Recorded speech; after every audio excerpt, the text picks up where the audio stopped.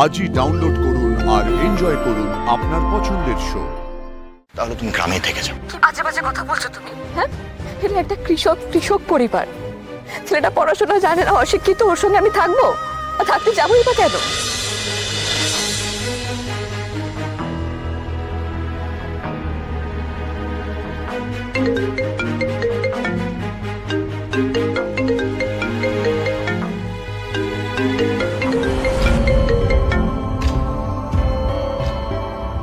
কাল তো তোমার শিয়ালদা স্টেশনে আসার কথা ছিল, কই এলে না তো? আমি যে আসতে পারলাম না তাতে তোমার কোনো টেনশন নেই? একবার তো নক করলে না আমাকে। বনলতা, আমি খুব ভালো করে জানতাম যে তুমি আসবে না, আর এখন তোমার পক্ষে কি আর আসা সম্ভব নাকি?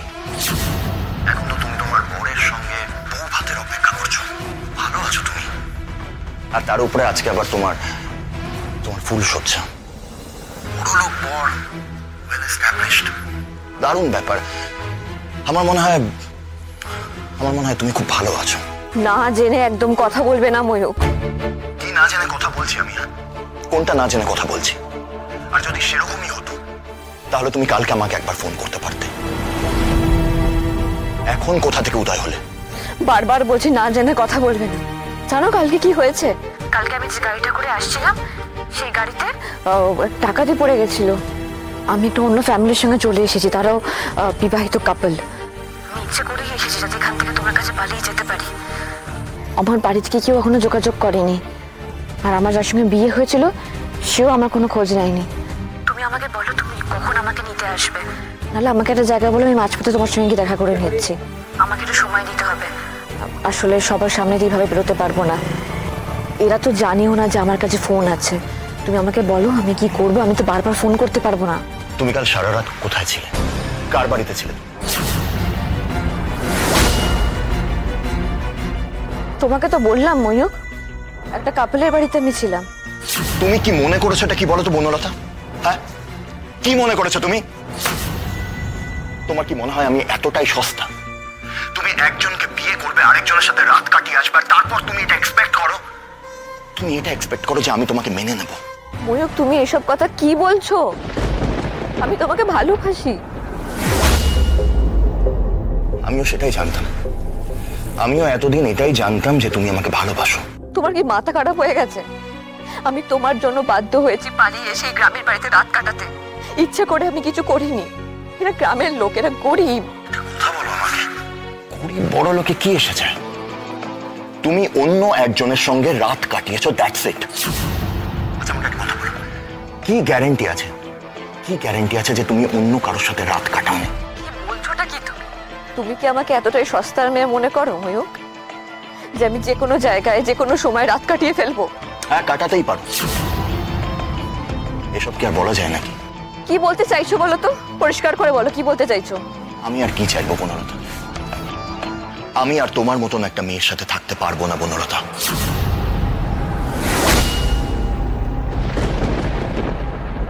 আমি একটা কথা বলতে চাই, একটা ভয়ঙ্কর কথাই বলতে চাই।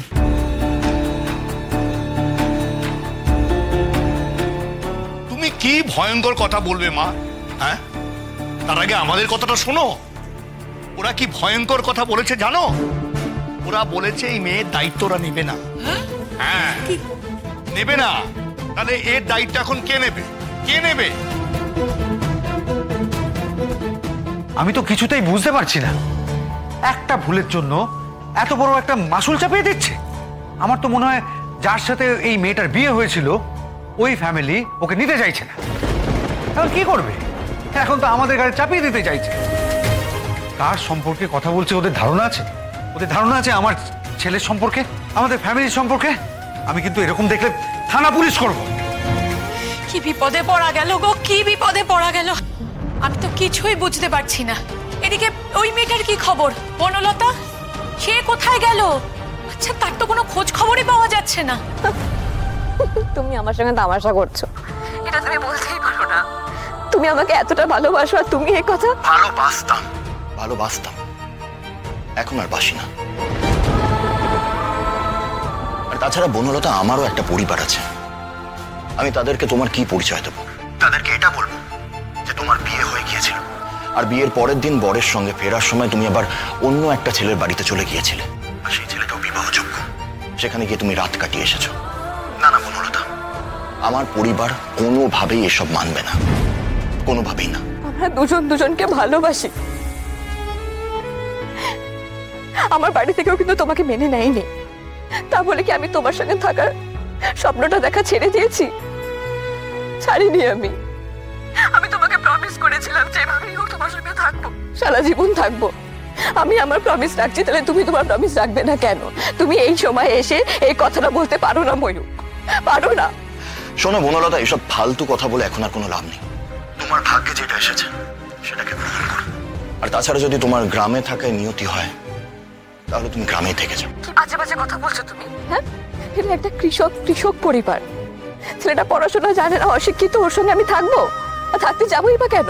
আচ্ছা বেশ বেশ, তাহলে তুমি একটা কাজ করো, যে ছেলেটার সাথে তোমার বিয়ে হয়েছে তুমি তাকে খুঁজে বার করো। আর তার বাড়ি কোথায়, তার ঠিকানা সবকিছু তো তুমি খুব ভালো করে জানো। তারা তোমাকে চেনে না, তোমার ব্যাপারে জানে না, কিন্তু তুমি তাদের ব্যাপারে সবকিছু জানো। আর বনলতা, তুমি যদি নিজেকে আড়াল করে রাখো তাহলে তারা তোমাকে খুঁজে পাবে কি করে? তারা তো নিজেদেরকে আড়াল করে রাখেনি। তুমি যে করে হোক সেই ছেলেটাকে খুঁজে বার করো। খবরের কাগজে এই ডাকাতি নিয়ে একটা খবর বেরিয়েছে। কি? তাতে লিখেছে যে অনেকে আহত হয়েছে আর একটা মেয়ে মারাও গেছে। সে কি? কোন পেপারে? মানে ইংলিশ পেপারে তো বেরোয়নি। না না, বাংলা পেপারে বেরিয়েছে। নামটাম দিয়েছে নাকি? না, নামটাম তেমন কিছু দেয়নি। লিখেছে একজন মহিলা মারা গেছেন।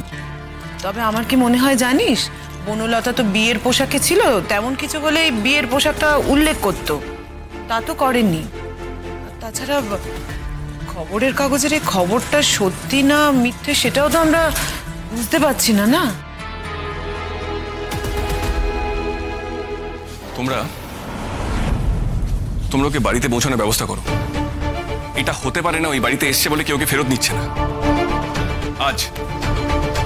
আজই তোমরা ওকে বাড়িতে নিয়ে যাও, কোনো দেরি না করে ওকে বাড়িতে রেখে আসবে প্লিজ। আমার কথাটা তো বলাই হলো না। হ্যাঁ মা, বলো, কিন্তু এমন কিছু অবাস্তব কথা বলো না যেটা সম্ভব না, হয় না। না না, আমি আবার কি অবাস্তব কথা বলবো? মা, আপনি তো কালকেই বলেছিলেন ঠাকুর ওকে আমাদের বাড়িতে পাঠিয়েছেন। ব্যাস ওই পর্যন্তই, যেটা বলেছিলেন আর না। ঠাকুর ওকে আমাদের বাড়িতে পাঠিয়েছেন, আমরা আশ্রয় দিয়েছি, এবার ওকে বাড়িতে ফেরত পাঠিয়ে দেব।